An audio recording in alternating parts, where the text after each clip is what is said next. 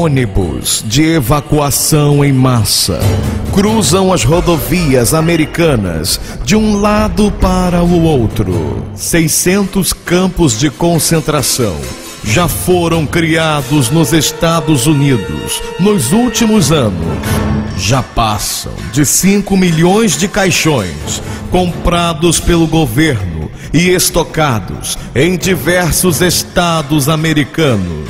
Diversos trens, presídios de 3 andares, já foram construídos pelo governo americano e estão prontos para o uso. O que estariam preparando? Por que simularam a destruição do Cristo Redentor em um de seus filmes, que será lançado esse mês? Prepare-se, pois não se trata de um roteiro de Hollywood. Isso é real.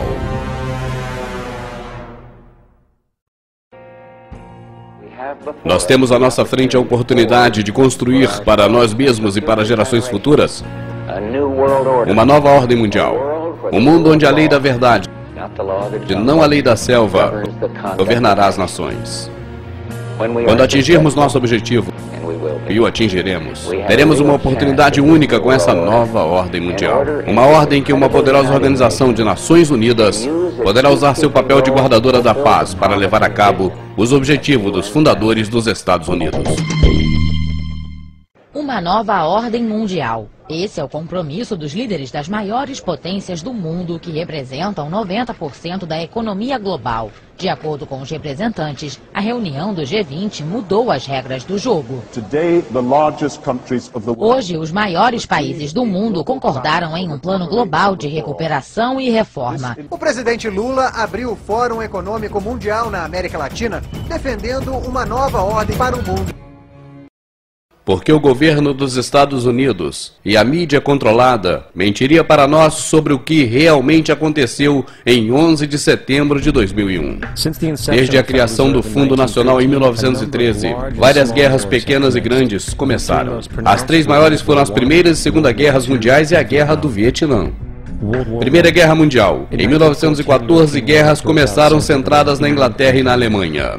O povo americano não queria nada com essa guerra. Por isso, o presidente na época, Woodrow Wilson, declarou neutralidade. No entanto, por baixo dos panos, ele e sua administração na época buscavam uma desculpa qualquer para tomar parte na guerra. Observações feitas pelo secretário de Estado William Jennings dizia que os maiores bancários estavam muito interessados na Guerra Mundial pela oportunidade que oferecia de obter enormes lucros. É importante entender que a coisa mais lucrativa que pode acontecer para banqueiros internacionais é a guerra, já que força os países a tomar ainda mais empréstimo do Fundo Nacional com juros. O assessor principal e mentor Woodrow Wilson, o coronel Edward House, um homem com íntimas ligações aos banqueiros internacionais que queriam entrar na guerra. Em um documento contendo conversa entre ele e o principal assessor de Wilson, C. Edward Grey, secretário de Exterior na Inglaterra, sobre como envolver os Estados Unidos na guerra, Grey disse: o que os americanos pensarão se alemães afundassem um transatlântico contendo passageiros americanos? House responde: eu acho que uma onda de indignação varreria os Estados Unidos, e isso por si só já seria o suficiente para levar-nos à guerra. Então, em 7 de maio de 1915, seguindo as sugestões do Sr. Edward Grey, um navio chamado Lusitânia foi levado ao território marítimo alemão, onde eram mantidos navios militares alemães. Submarinos alemães lançaram torpedos no Lusitânia. A explosão da munição matou 1.200 pessoas. Para entender melhor a natureza dessa armação, a embaixada alemã pôs avisos no New York Times que alertavam a população para não embarcar no Lusitânia por haver risco de ataque, já que seu destino era a Inglaterra, passando pela zona de guerra. Em resposta, como era antecipado, o fundamento do Lusitânia causou uma onda de ódio na população americana, e os Estados Unidos entraram na guerra logo após. A Primeira Guerra Mundial levou consigo 323 mil vidas americanas. J.D. Rockefeller, Illuminati, lucrou 200 milhões de dólares, grande parte dos quais foi tomado com altas taxas de juros emprestados do Fundo Nacional. Esses juros aumentavam ainda mais o lucro dos banqueiros. Segunda Guerra Mundial.